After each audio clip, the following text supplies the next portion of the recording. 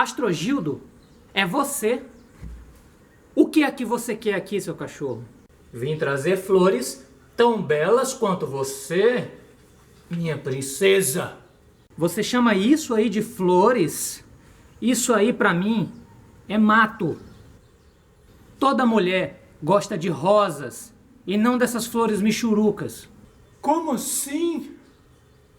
Como assim? Eu quero alguma coisa que seja tão bela quanto eu. Quer saber? Por mim, você pode morrer, Satanás. Sabe o que você faz com isso, seu demônio? Pega essas flores e coma. Coma pra ver se você morre. Sai daqui.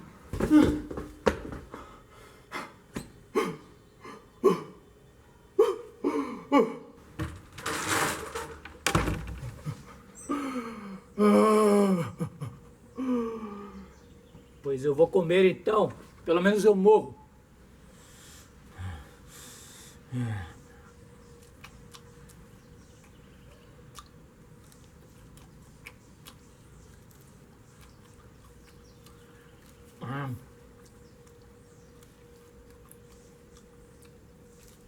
Pronto. Agora eu vou morrer. Mas você não vai morrer não, amigão. Como assim? Por que não? Por que eu não vou morrer? Isso que você acabou de comer é uma torneira. E ela é considerada uma planta alimentícia não convencional. Ou punk. Que interessante. Fale mais sobre isso. As plantas alimentícias não convencionais, ou punks, como eu acabei de falar para o Astrogildo, são plantas que crescem espontaneamente em quintais, em praças, em parques, em terrenos baldios, e muitas vezes nós as consideramos plantas invasoras ou daninhas, ou simplesmente mato.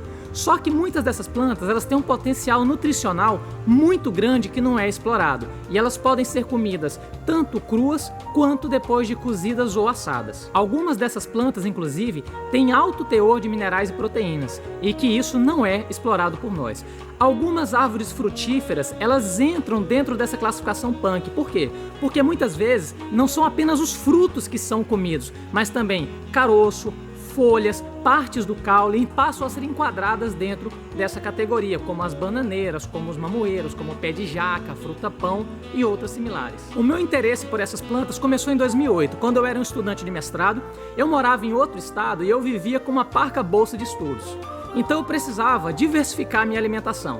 E nesse período eu tinha uma vizinha que começou a me ensinar um pouco sobre a utilização de plantas que eu nem sonhava que pudessem ser utilizadas daquela forma.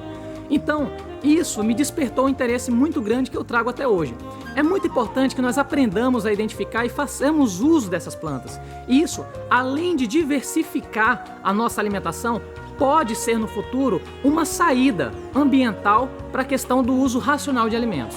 Hoje nós vivemos um modelo onde muita floresta é suprimida para o plantio de alimentos. Eu acredito muito sinceramente que a utilização de plantas alimentícias não convencionais, juntamente com ações que apoiem a agricultura orgânica familiar, é uma ótima saída para isso daí. Hoje eu tenho a chance de morar numa casa novamente com um grande quintal, e esse quintal tem muitas plantas alimentícias não convencionais, então eu não vou nem sair de casa hoje. Nós vamos fazer um tour no quintal da minha casa e eu vou mostrar para vocês algumas plantas que podem ser utilizadas com esse propósito. Vale lembrar que existem outras que eu ainda não identifiquei, e é muito importante que você tenha certeza daquela planta para poder prepará-la e como ela é preparada. Lembrando que eu não posso me responsabilizar se você comeu uma planta errada e tiver algum tipo de reação. Então, se você tem dúvida, pesquise, procure informações. Nós temos ótimos vídeos e ótimo material hoje para pesquisa. Bom, então sem mais delongas, vamos dar uma voltinha aqui no meu quintal para mostrar para vocês algumas plantas que eu cultivo e outras que cresceram de forma espontânea.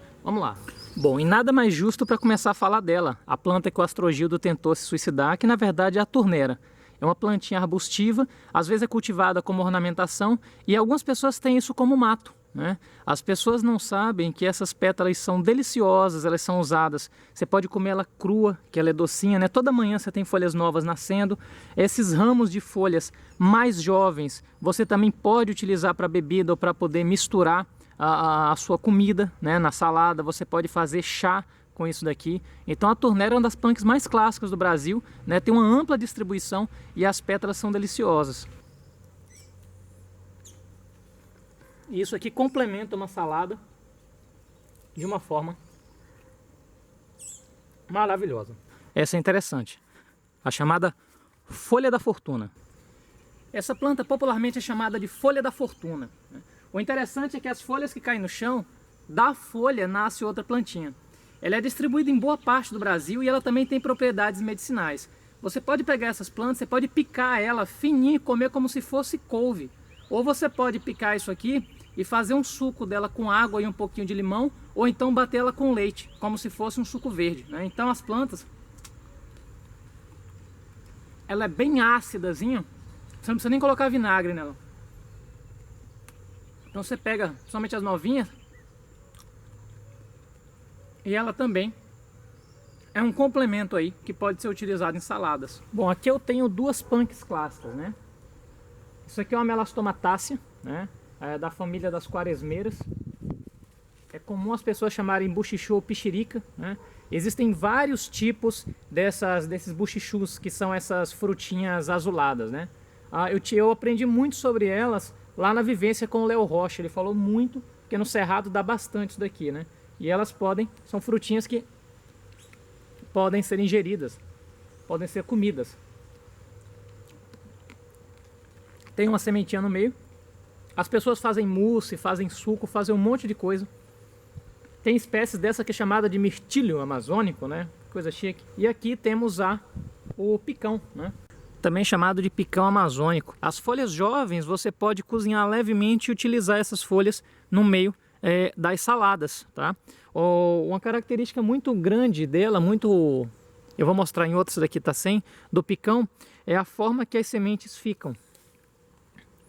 Isso aqui gruda como se fosse um carrapicho na gente, né? É uma forma que a planta tem de dispersar as sementes. Então o picão ele também é considerado, né? Esse aqui no caso é o picão amazônico, tem várias espécies.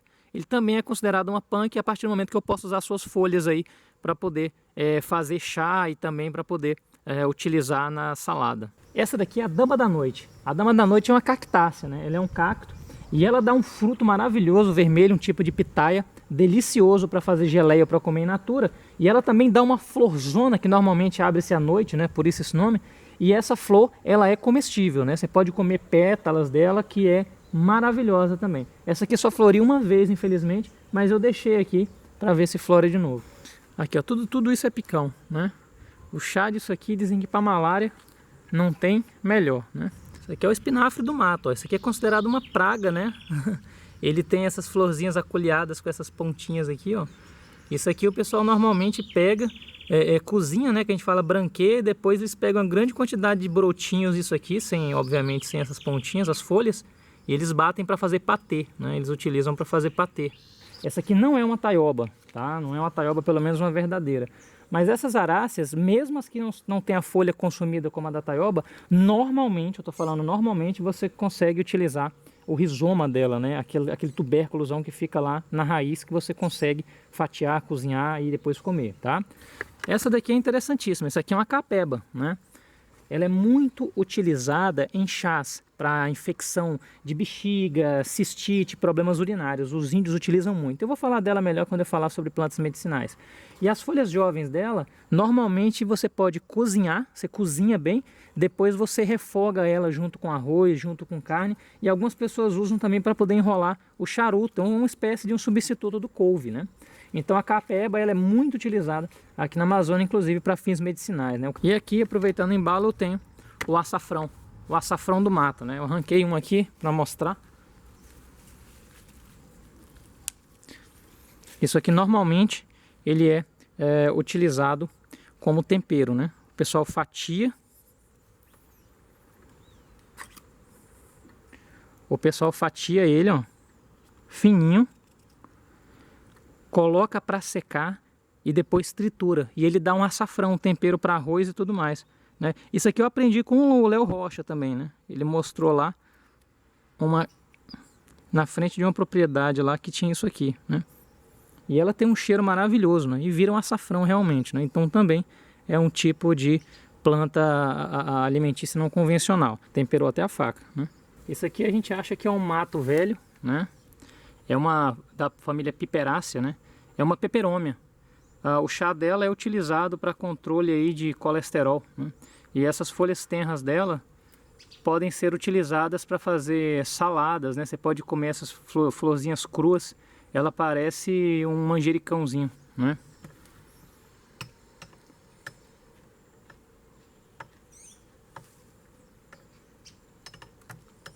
É bem ácidazinho, então você pode botar em cima de pizza, você pode temperar, botar no meio da salada e comer. Que infelizmente é mais uma planta que aqui no Brasil ela muitas vezes é relegada a mata ou daninha e ela é arrancada, né? Ao invés de ser melhor estudada, a peperômia. O bom e velho mamão, né? O bom e velho mamão ele é considerado uma punk, porque além do fruto ser comido no estágio normal, você pode pegar o fruto verde e cozinhá-lo, né? Você cozinha esse fruto, né? Você pica ele e é como se fosse uma espécie de uma batata inglesa. Você consegue comer o fruto cozido. Isso é uma coisa que eu aprendi na minha época mesmo de vaca magra, né? Comi muito mamão verde cozido, né? Passava em frente aos terrenos que tinha, terreno baldio, pá, botava na mochila e cozinhava quando chegava em casa. É uma opção também. E chegamos na taioba.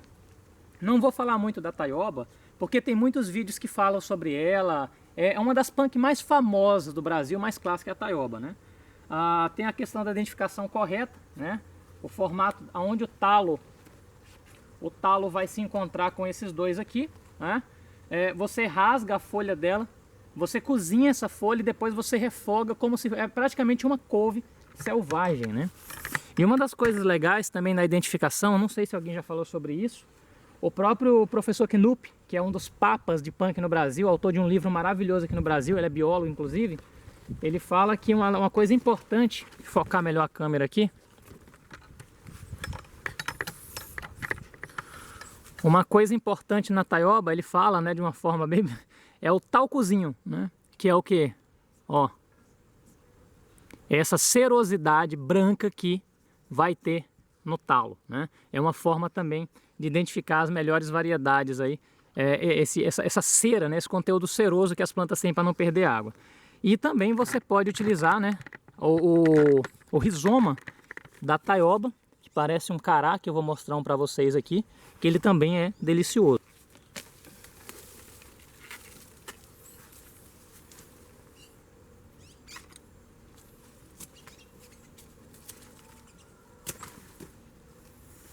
Então a taioba, numa boa você consegue pegar esse rizoma dela aqui, você lava ele do jeito que ele está aqui, você dá uma cozinhada nele, né? Além de tirar o amargor, tira um pouco desse leite, você cozinha ele.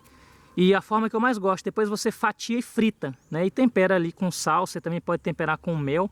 E depois você, ó, aqui ó, essa parte branca, ó.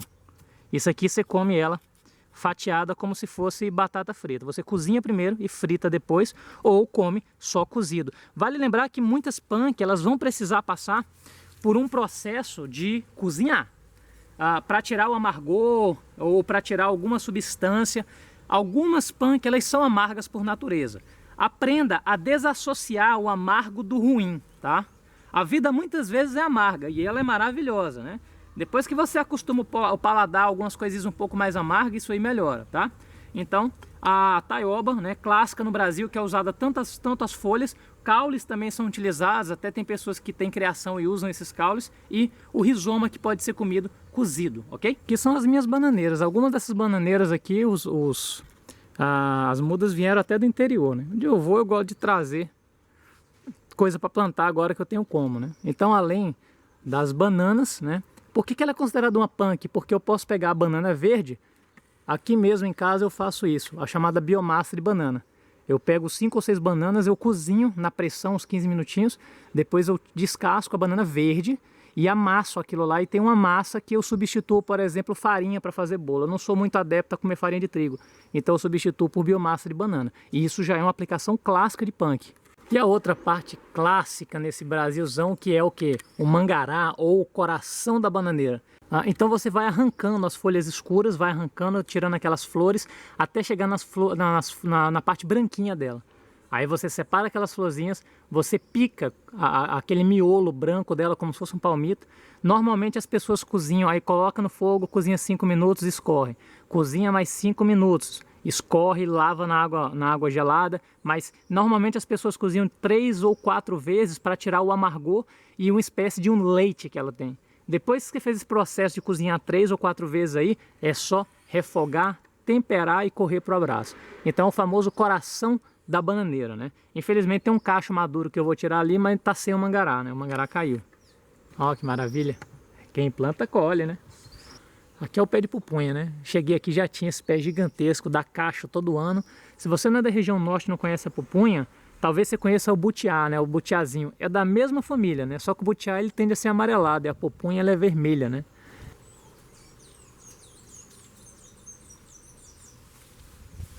O cará, né? Isso aqui é uma variedade de cará do ar, né? Vocês devem conhecer o cará, né?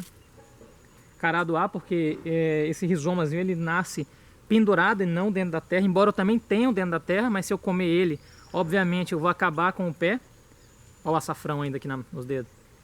E isso aqui você pode cozinhar, né? Dizem que tem muito oxalato de cálcio, então para quem tem problema de cálculo renal não é bom o consumo constante, meu caso, né?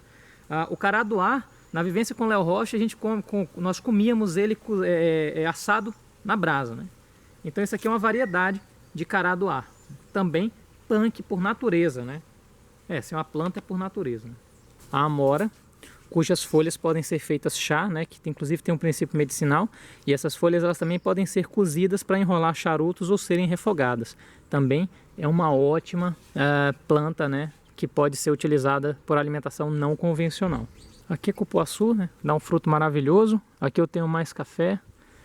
Eu também tenho plantado maracujá, né, eu tenho muita fruta plantada aqui no meu quase sítio, né. Bom, e olha só, esse é o resultado da caminhada, né, banana, cupuaçu e mamão, tudo aqui da minha casa, né?